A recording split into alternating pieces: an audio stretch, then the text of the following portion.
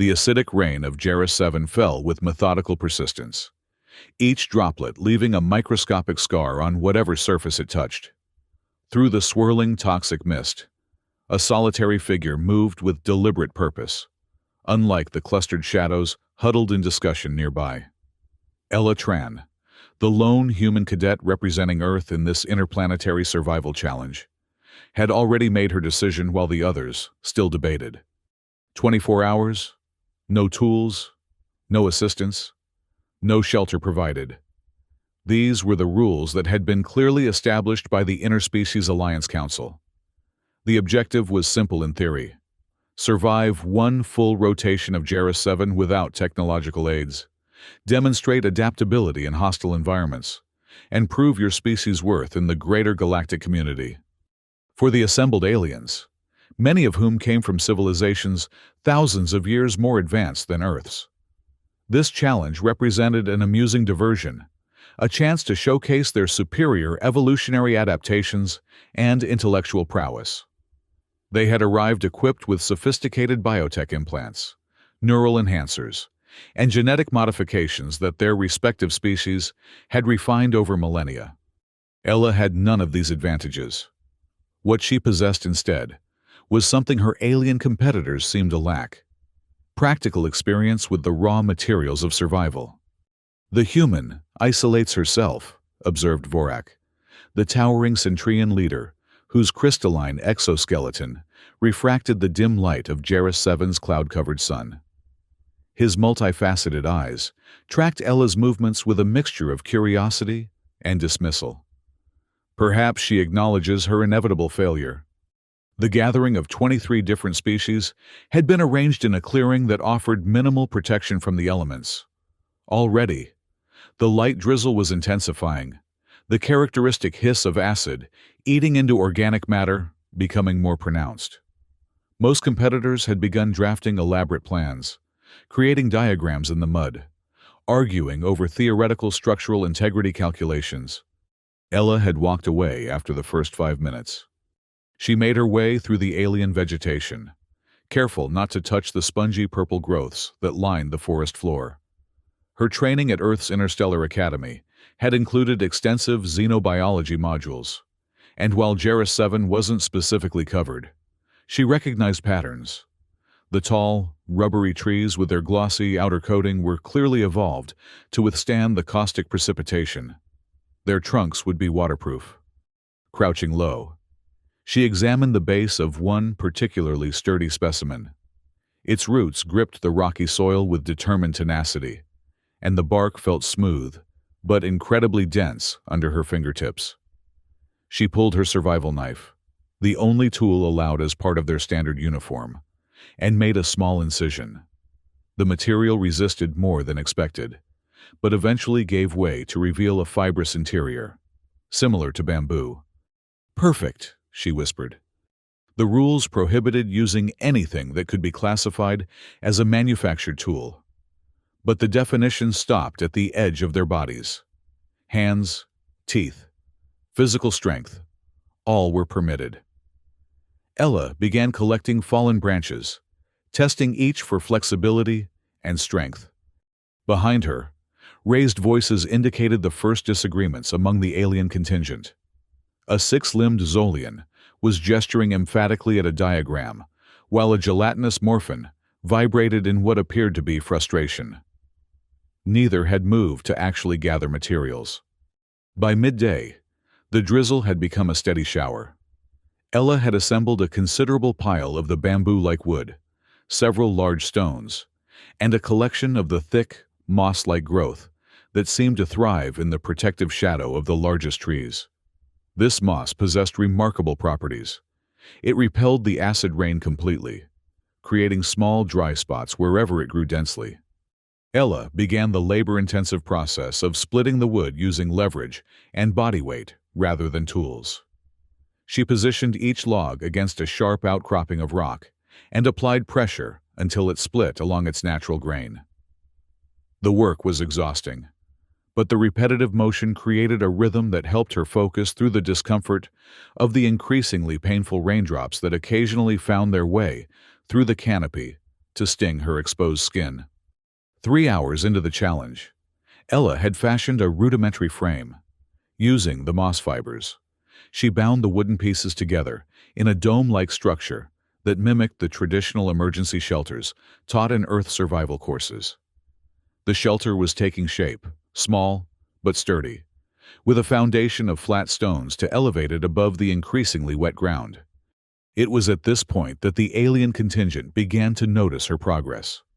Several had ventured into the forest to gather their own materials, but their approaches were hampered by overthinking and technological dependency.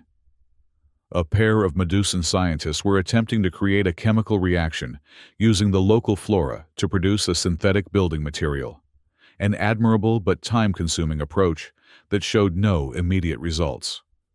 Others had resorted to using their bodily secretions to bind materials together, with varying degrees of success.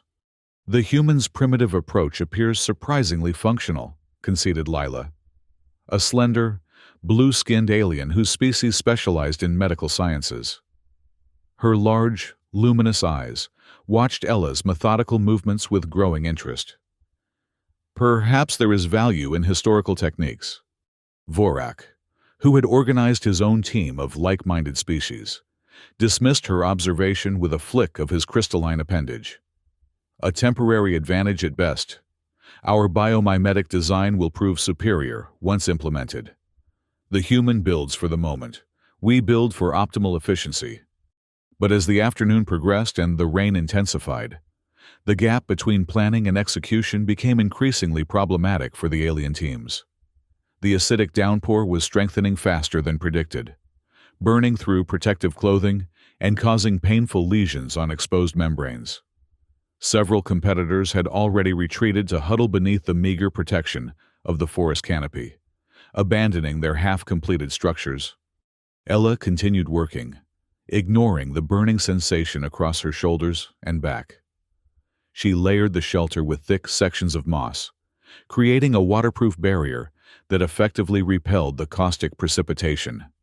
Inside, she created a raised sleeping platform using the split logs, ensuring that when night came, she would remain dry even if water seeped through the ground.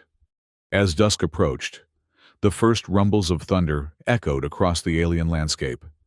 The Jarrah 7 weather system was notorious for its volatility, but according to the briefing materials, the acid storm wasn't expected until well into the night cycle. The accelerated timeline sent a new wave of panic through the alien competitors, many of whom had barely begun the physical construction of their shelters. Ella paused in her work, observing the chaotic scene unfolding at the main camp. Several aliens were now arguing openly, blame being assigned for wasted time and resources. Others worked with frantic energy, their earlier methodical approach abandoned in favor of hasty construction. A few had given up entirely, resigning themselves to enduring whatever the storm would bring. With a sigh, Ella returned to her own shelter, adding final reinforcements to the structure. It wasn't pretty, but it was functional, a tight, enclosed space that would keep out the rain and provide insulation against the dropping temperature. She had even managed to create a small drainage system around the perimeter to channel away the accumulated acid. Night fell with alarming swiftness on Jarrah 7, the transition from twilight to darkness taking less than 20 minutes. With it came the full fury of the storm, sheets of acid rain driven horizontally by howling winds that bent the rubber-like trees almost to the ground. Lightning flashed in violent purple bursts, illuminating the landscape in brief, nightmarish tableau. From the relative safety of her shelter, Ella watched through a small observation gap as the alien encampment dissolved into chaos. Several hastily constructed shelters collapsed immediately under the onslaught. Others lasted longer, but began to dissolve as the concentrated acid found weaknesses in their construction. Aliens ran in desperate search of protection, some attempting to crowd under the few structures that remained standing. A particularly violent gust of wind tore through the clearing, uprooting one of the bizarre trees and sending it crashing into the largest remaining shelter, a dome-like structure that had been Vorak's pride. The impact split it down the middle, exposing its occupants to the full fury of the storm. Ella closed her eyes briefly, fighting the instinct to run out and help. The rules were explicit. Each competitor was to survive independently. Sharing shelter was grounds for immediate disqualification for all involved.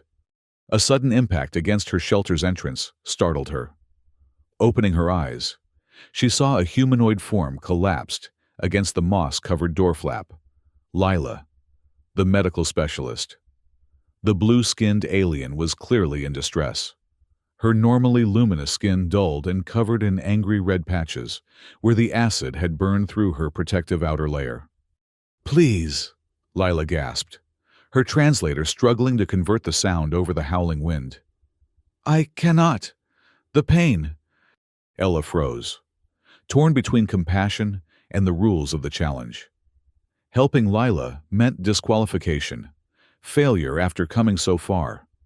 It meant returning to Earth with nothing to show for her efforts, confirming the stereotypes about humanity's inability to compete on the interstellar stage.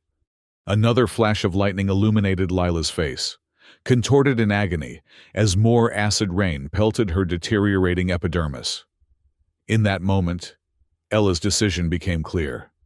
She pulled open the moss-covered flap and dragged Lila inside the small shelter. "Thank you," the alien whispered, her translator rendering the words with a static-filled rasp. "I did not expect—" "Don't talk," Ella interrupted, already tearing strips from the moss lining to create a poultice for Lila's burns. "Save your strength. The rules don't matter if you're dead." Outside, the storm intensified further, the wind howling like some primordial beast as it tore through the clearing. Through the small observation gap, Ella could see other aliens struggling, some crawling toward the tree line, others huddled in exposed depressions in the ground. The sight strengthened her resolve.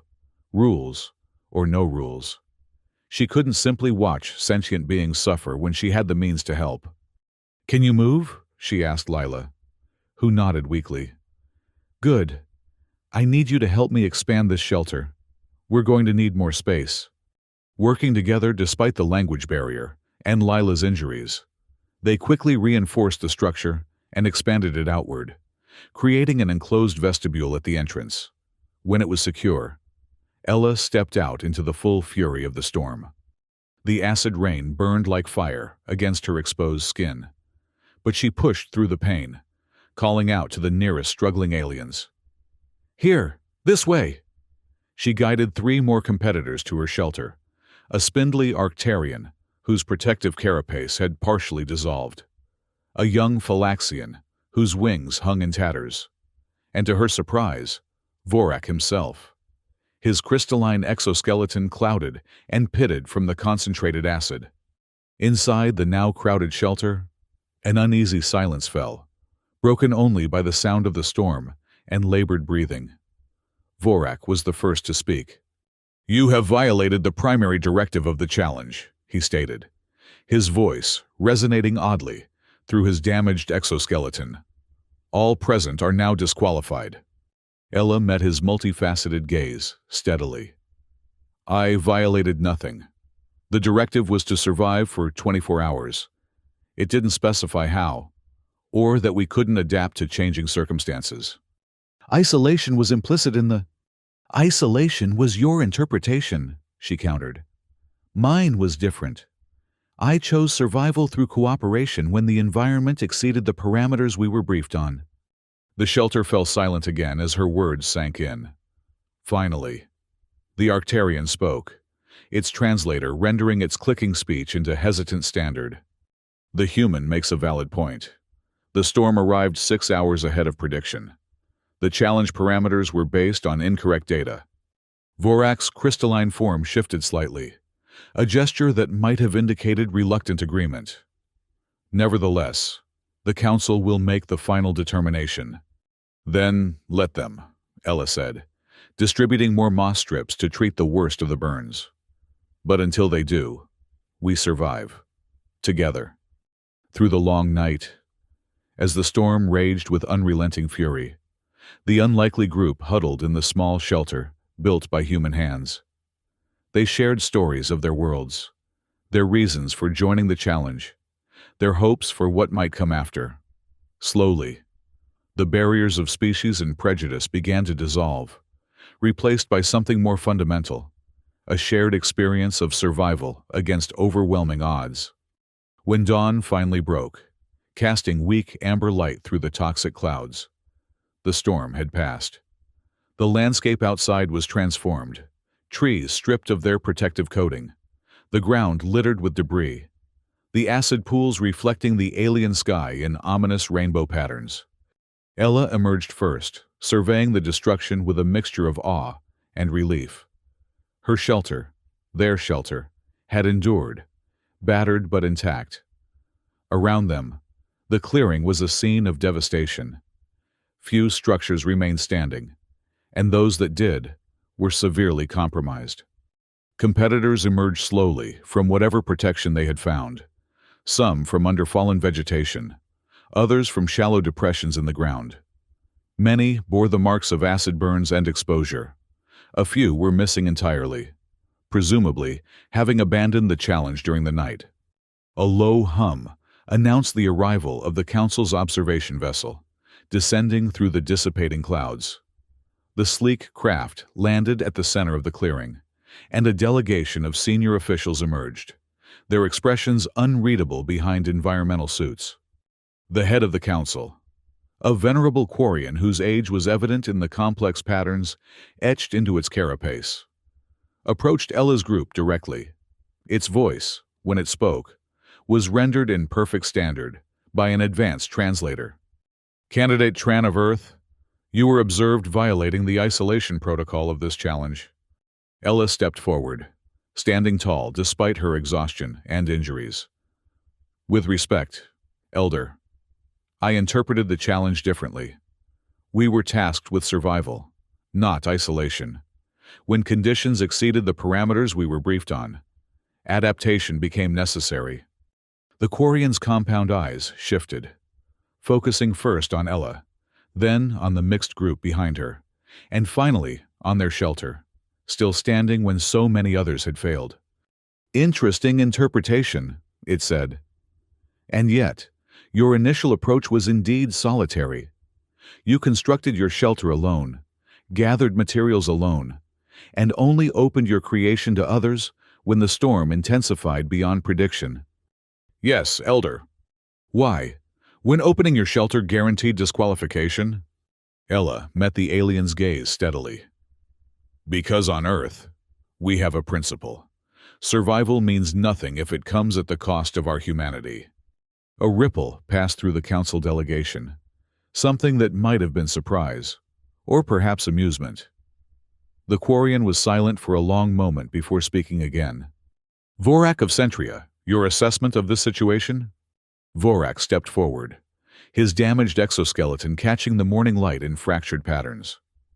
"The human's approach was—" He paused, seemingly struggling with the admission.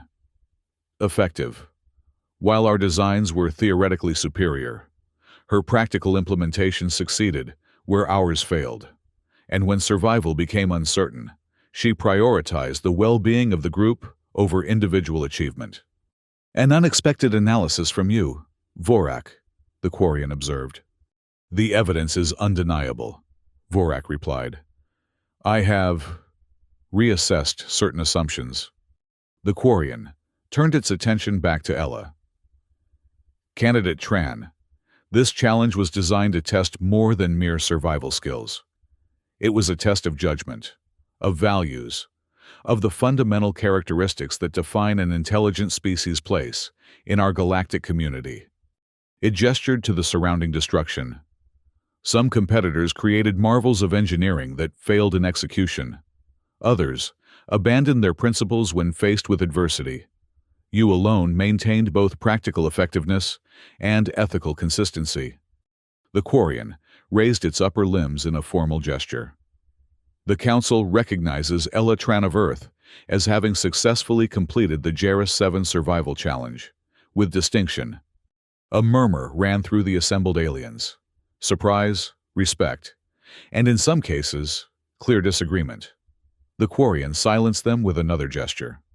Furthermore, all those who shared shelter during the unprecedented storm conditions will not be disqualified. The Council acknowledges that the parameters were exceeded, requiring adaptation. Relief washed over the small group that had weathered the night in Ella's shelter. Lila actually emitted a soft blue glow of happiness, a characteristic of her species that Ella had learned about during their night of shared hardship. As the Council prepared to evacuate all competitors from the now devastated testing ground, Vorak approached Ella privately. "Human," he began, his translator struggling to convey the complex emotions in his native speech. "I misjudged your species. Where I saw primitive simplicity, there was practical wisdom. Where I expected selfish survival, there was community." Ella smiled tiredly. "We've had a long time to learn these lessons. Vorak, sometimes the oldest knowledge is the most valuable." "Indeed." The crystalline alien extended a damaged appendage in what appeared to be a gesture of respect. "My world would benefit from such perspective. Perhaps, when you have completed your training, you would consider an exchange program with the Centrian Academy?" "I'd like that," Ella replied, taking the offered limb carefully to avoid the sharp edges. "There's a lot we could learn from each other." As the evacuation vessels loaded the competitors, Ella took one last look at the simple shelter that had saved not only her life, but the lives of beings from across the galaxy. It stood as a testament to something she had always believed, but never had the opportunity to prove on such a scale: that humanity's greatest strength wasn't its technology, or even its adaptability, but its fundamental understanding that survival and compassion were not opposing forces, but complementary ones. The vessel carrying Ella and the other competitors lifted off from Jarrus 7, leaving behind the acid-scarred landscape and the small, moss-covered hut that had brought together species separated by light years and evolutionary paths. But they carried with them something more valuable than any formal qualification: a shared experience that transcended biological differences and cultural boundaries. For Ella Tran, it was just the beginning of a journey that would eventually reshape how humanity was viewed among the stars. And it had started with the simplest of actions: building a shelter and opening its door to those in need. Ella's return to Earth was met with considerably more attention than her departure had received. News of her performance in the Jarrus 7 challenge had preceded her, transmitted through the interstellar communication network and causing a sensation in diplomatic circles. By the time her transport docked at the Orbital Academy station, a delegation of senior officials was waiting to greet her. "Cadet Tran," Admiral Hernandez said, extending her hand in formal greeting. "Your accomplishment has significant implications for Earth's standing in the Interspecies Alliance. The Council has specifically commended your approach to the challenge." Ella accepted the handshake with a weary smile. The journey home had taken 3 weeks in cryosleep, but her body still carried the fatigue of her ordeal. "Thank you, Admiral. Though I'm not entirely sure which approach they approved of, building the shelter or breaking protocol to share it." "Both, apparently," Hernandez replied, guiding her toward the debriefing area. "The Council's official communication described your actions as exemplifying the ideal balance between practical competence and ethical consistency."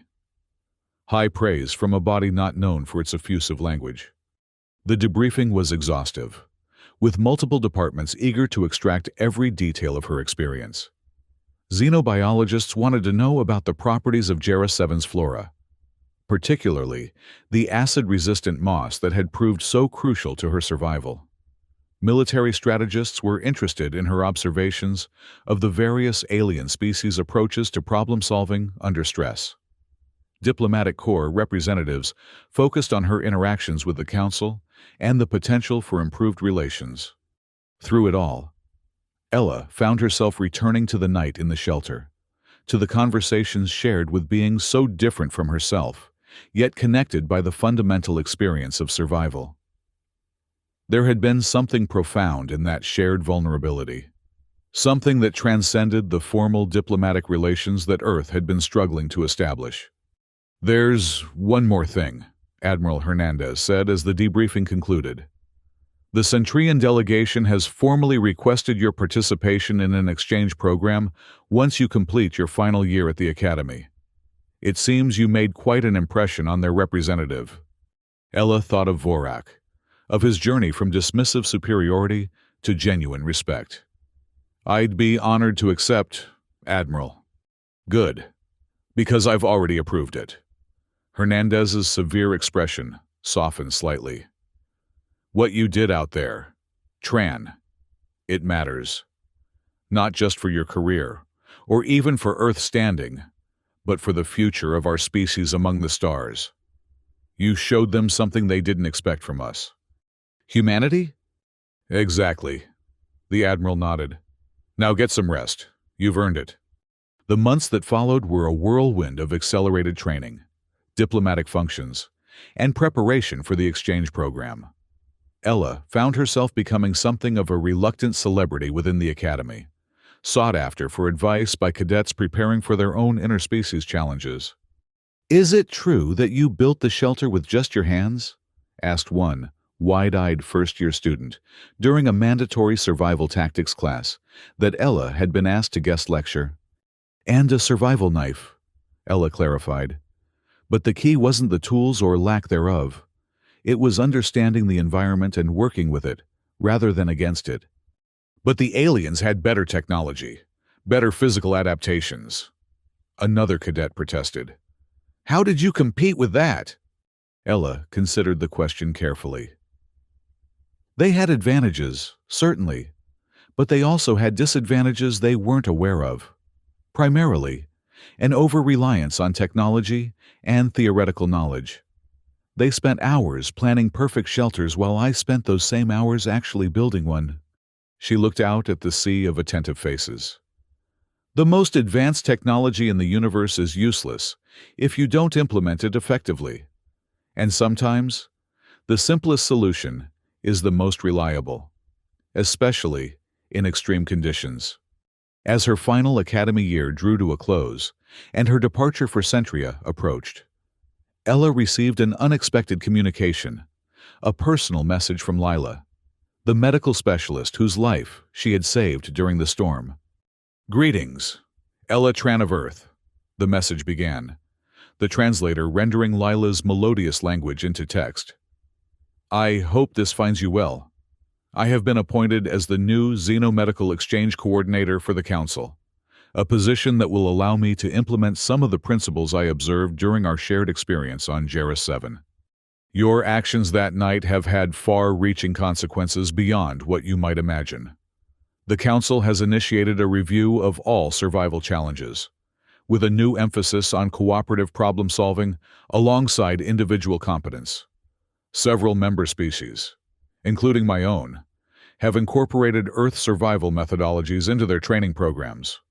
But perhaps most significantly, there is now serious discussion about accelerating Earth's transition from provisional to full membership status within the Alliance. Your demonstration of both practical skill and ethical decision-making has challenged many preconceptions about your species' readiness for greater galactic responsibilities. I would be honored to meet with you when your exchange program brings you to Centurion space. There is much we could discuss about the integration of our different approaches to survival and healing. Until then, may your skies remain clear of acid rain. Lila, Medical Specialist First Class, Alarian Collective." Ella read the message several times, absorbing its implications. What had begun as a simple survival test had somehow catalyzed changes that could alter humanity's trajectory among the stars. All because she had built a shelter and opened its door when others were in need. Her departure for Centria was marked with formal ceremony, attended by Academy officials and a small delegation from the Interspecies Alliance. As she boarded the transport that would take her to the Centrion homeworld, a crystalline planet whose buildings and technology reflected its inhabitants' exotic biology. Ella carried with her not just the technical knowledge she had acquired at the Academy, but the deeper understanding that had come from her experience on Jarrus 7.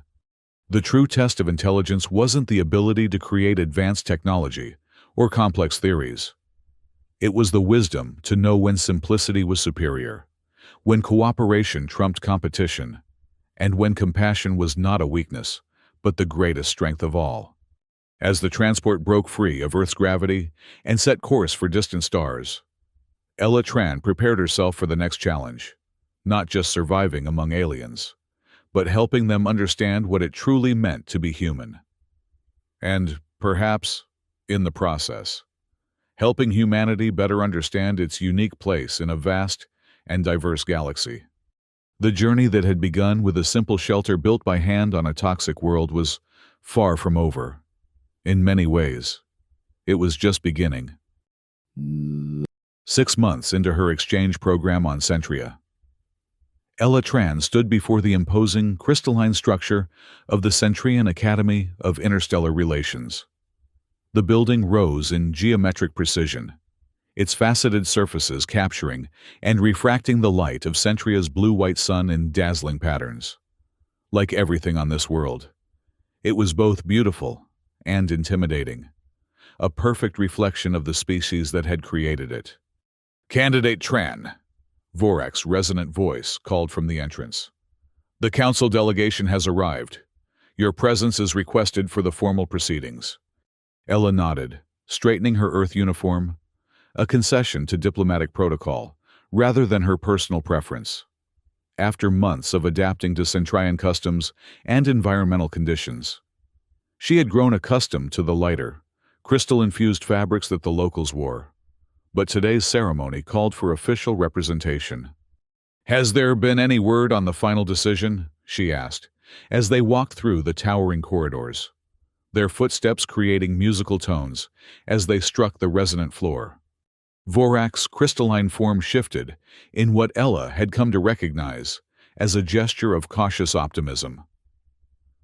"The deliberations were extensive, but I believe the outcome will be favorable. Your contributions to the curriculum revision have been particularly well received."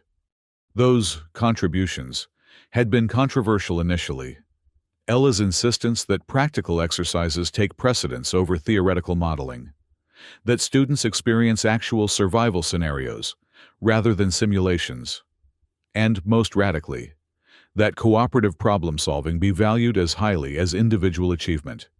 The Centrian educational system, with its emphasis on perfect design and theoretical excellence, had initially resisted such changes. But the results spoke for themselves. The first group of cadets to complete the revised training had demonstrated remarkable improvements in adaptability and real-world problem-solving. More importantly, they had begun to question some of the deeply ingrained assumptions of Centrian culture, particularly the belief that technological sophistication was the primary measure of a species' advancement. The council chamber was already filled when they arrived. Representatives from 27 member species arranged in concentric circles around the central podium. Ella recognized several faces from the Jarrus 7 challenge, including Lila, whose blue skin now bore the formal markings of her elevated position within the Alarian medical hierarchy. The Quarian elder, who had evaluated Ella's performance on Jarrus 7, occupied the central position, its carapace now bearing even more intricate patterns, denoting its seniority. It acknowledged Ella's entrance with a slight inclination of its upper body, a gesture of significant respect. "The council recognizes Ella Tran of Earth," it announced, its translator rendering the complex Quarian speech into clear standard. "Approach the central podium." Ella walked forward, conscious of the many alien gazes fixed upon her. 6 months ago, such scrutiny would have made her deeply uncomfortable. Now, she had learned to recognize the different forms that curiosity and respect took across species boundaries. "Candidate Tran," the elder continued, "you stand before this council as both representative of Earth and as an individual whose actions have prompted significant reassessment within our alliance. The curriculum changes you have implemented at the Centurion Academy have demonstrated exceptional results in a remarkably short time frame. Murmurs of agreement rippled through the assembly, particularly from the younger representatives. More significantly, the elder went on, your approach has challenged fundamental assumptions about the nature of intelligence and the markers of civilizational advancement. This has led to productive discourse even among our most established member species. The elder raised its upper limbs in the formal gesture that preceded important pronouncements. It is therefore the decision of this council to extend an unprecedented invitation. Earth, currently holding provisional membership status, is being offered an accelerated path to full alliance membership, with voting rights and technological exchange privileges previously reserved for species with at least one millennium of spacefaring history. The chamber erupted in a cacophony of reactions, sounds that ranged from the crystalline chiming of Centurion approval to the subsonic rumbling of Morphin disagreement. The elder allowed the responses to continue for several moments before raising a limb for silence. This decision is conditional. It clarified when order had been restored. Earth must demonstrate continued commitment to the principles that candidate Tran has exemplified: practical wisdom, ethical consistency, and the balance of individual achievement with collective welfare. A formal observation period of 5 Earth years will commence, during which time representatives from member species will reside on Earth to evaluate these qualities across your global civilization. Ella felt a momentary panic at the implications. Earth, with its still healing divisions and environmental challenges, would be under intense scrutiny. Could her home planet live up to the example she had inadvertently set? Elder, she said, choosing her words carefully, this is an extraordinary honor, and I am deeply grateful for the Council's recognition. However, I must emphasize that I am but one individual. Earth, like any world, contains multitudes, different cultures, beliefs, and approaches to challenges.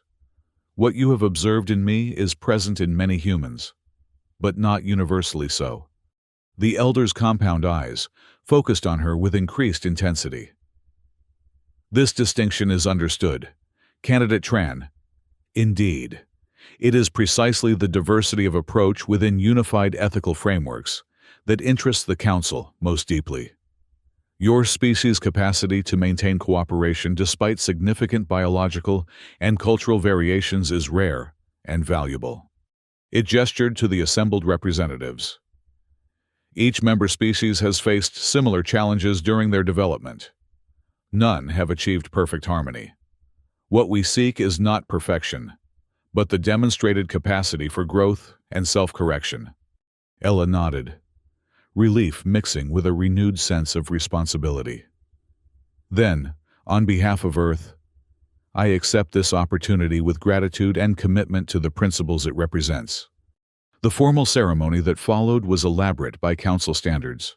Treaties were recorded, agreements formalized, and diplomatic protocols established for the upcoming observation period.